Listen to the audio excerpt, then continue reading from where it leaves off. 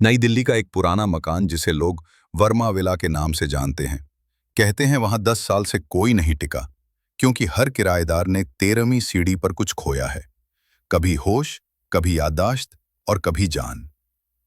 आप देख रहे हैं कहानी वाला घर, जहां हर कहानी का अंत मौत हो भी सकता है। अगर आपने अभी तक चैनल सब्सक्राइब नहीं किया तो अब कर लीजिए। अगली दस्तक शायद आपकी हो। अनुजा, 24 साल की सॉफ्टवेयर इंजीनियर, अकेले रहना चाहती थी। ऑफिस नई जगह था तो उसे पास में एक सस्ता किराए का मकान मिल गया, वर्मा विला। बारिश हो रही थी, लाइट चली गई।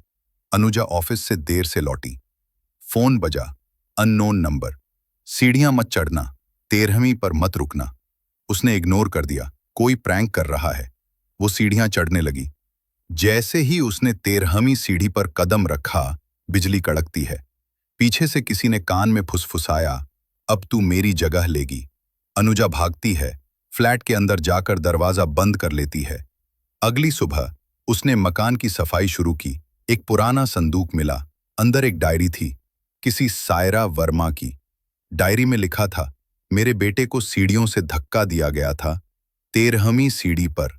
अब वो वहीं अटका है और जब तक कोई उसकी मां ना बने, वो चैन से नहीं रहेगा। रात दूसरी, इस बार अनुजा को सपना आया, वो सीढ़ियों पर है। 13वीं सीढ़ी पर एक बच्चा बैठा है, चेहरा नहीं दिखता।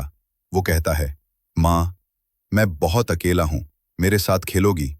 जैसे ही अनुजा उसे छूने जाती है, वो बच्चा बदल जाता है। चेहरा काला, आंखें लाल। तू अब मेरी मां बन गई, अब तू यहां से कभी नहीं जाएगी। अनुजा अगले दिन मकान छोड़ने की सोचती है, लेकिन जैसे ही सीढ़ियां उतरने लगती है, 13वीं सीढ़ी गायब हो चुकी है।